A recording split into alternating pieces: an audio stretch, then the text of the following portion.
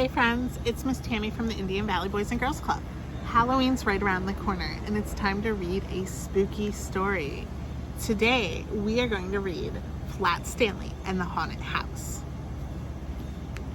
This book is written by Lori Horan and the pictures are by Mackie Pamaton. Here we go. Stanley Lambchop lived with his mother, his father, and his little brother Arthur. Stanley was 4 feet tall, about a foot wide, and half an inch thick. He had been flat ever since a bulletin board fell on him. Mostly, Stanley liked being flat. He was very good at dodgeball and hide and seek. Will there be a limbo at our party? Asked Stanley. He was very good at limbo too. Yes, said Mrs. Lambchop. Stanley's school was having a Halloween party.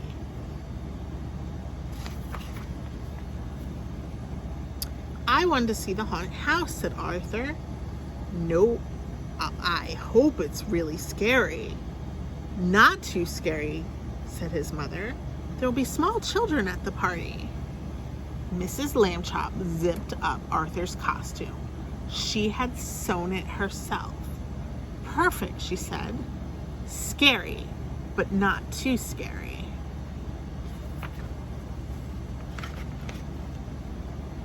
Stanley put on his costume too. He was a blueberry pancake. You look good enough to eat, Mrs. Lambchop said. Let's go. Arthur and Mrs. Lambchop got in the car. Mrs. Lambchop tied Stanley to the roof rack. All set, Stanley? He asked. All set, Stanley answered.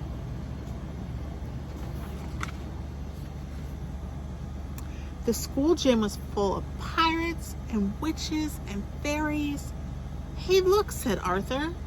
Hay is for horses, Arthur, Mrs. Lambchop told him. I know, said Arthur. Look! A horse trotted by. Oh, said Mrs. Lambchop. Sorry, dear.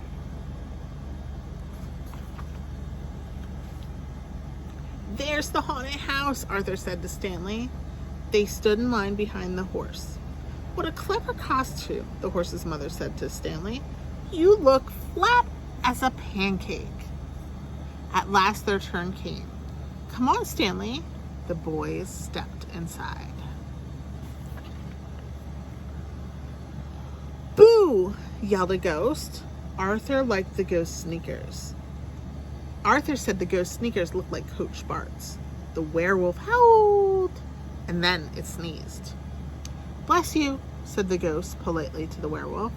This isn't scary at all, Stanley said. Let's get out of here, Arthur. Outside, Arthur and Stanley saw a little boy crying. It was their neighbor, Martin Tibbs. What's wrong? Asked Stanley. Did the haunted house scare you? No, sniffed Martin. Martin told them that a bully had stolen his giant candy corn. It was my prize for winning the limbo contest, he said sadly. I missed the limbo contest? Rats, said Stanley. Where did the mean kid go? Asked Arthur. Martin pointed across the gym. An older boy leaned against the wall, and next to him was the candy corn. That's one big candy corn, said Arthur. And that's one big kid, said Stanley.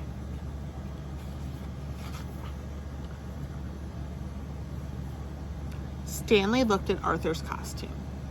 I have an idea, he said. Make room for me, Arthur.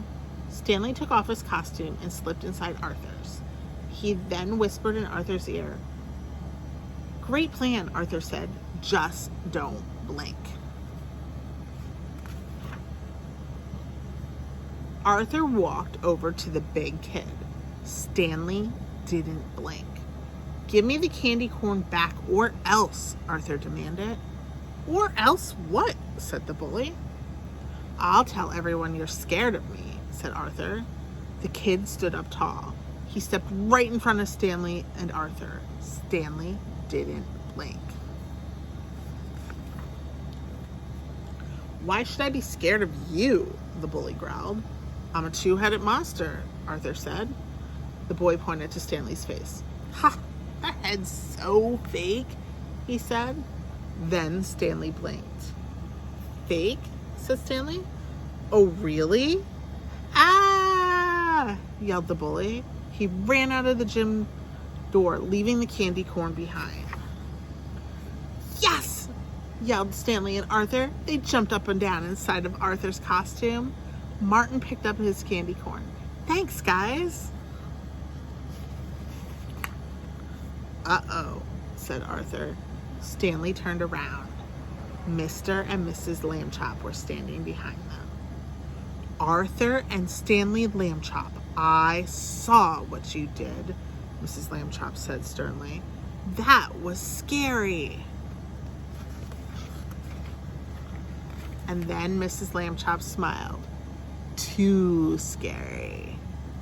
And that's the end of Flat Stanley and the Haunted House. Stanley and his brother were great friends to the little boy. So I hope you enjoyed our book today. I hope you're enjoying our YouTube channel, One Club, One Camp. Make sure you go and subscribe, give us a big thumbs up, and check out all the other Halloween fun that we have in store this week. Bye, friends. See you soon.